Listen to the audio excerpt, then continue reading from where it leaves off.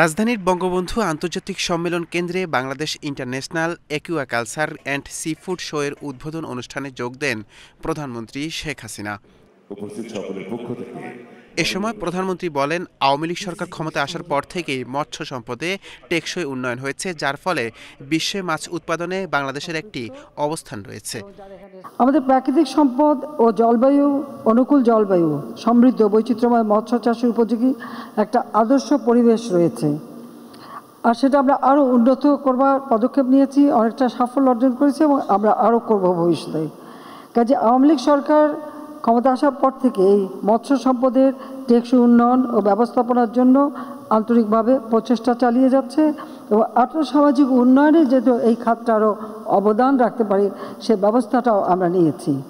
দেশীয় মাছের গবেষণার তাগিদ দিয়ে যুব সমাজকে মাছ চাষের দিকে নজর দেওয়ার আহ্বান জানান সরকার প্রধান। আমি আশা করি যে আমাদের যুব সমাজও আরও বেশি এগিয়ে আসবে, তাহলে কিছু সামান্য ট্রেনিং লাগবে এবং মাছ উৎপাদন প্রক্রিয়াজাতকরণ এই ব্যবসাটার সাথে আমাদের যুব সমাজ যত বেশি যুক্ত হবে। এসএমই ফাউন্ডেশন থেকে আমরা অনেক ঋণ দিয়ে থাকি, সেখানে ছেলে মেয়ে উভয়ের জন্য, মেয়েদের জন্য একটু বিশেষভাবে আমরা সুবিধা দিয়ে থাকি। কাজে সেদিকে সবাই আরও এগিয়ে আসবেন।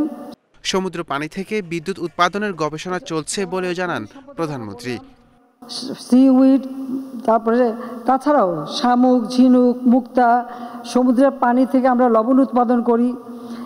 এখন আরেকটা হচ্ছে সমুদ্রের পানি থেকে বিদ্যুৎ উৎপাদন, হাইড্রোজেন ইলেকট্রিসিটি, সেটার উপরে গবেষণা চলছে। ইনশাআল্লাহ আমরা সেটাও করতে পারবো। কাজে এই সমুদ্র সম্পদ বহুমুখী ব্যবহার করে আমাদের অর্থনীতি, ব্লু ইকোনমি, এটাকে আমরা আরও সমৃদ্ধশালী করতে পারবো। শৈবাল থেকে শুরু করে খনিজ সম্পদ পর্যন্ত সবকিছুই কাজে লাগানোর লক্ষ্যে কাজ করছে সরকার বলেও জানান শেখ হাসিনা। শৈবাল থেকে শুরু করে খনিজ সম্পদ সব কিছুর জন্য আমরা কাজে লাগাতে পারি, সেভাবে আমাদেরকে দৃষ্টি দিতে হবে। নূর মোহাম্মদ ভূঁইয়া, এশিয়ান টেলিভিশন, ঢাকা।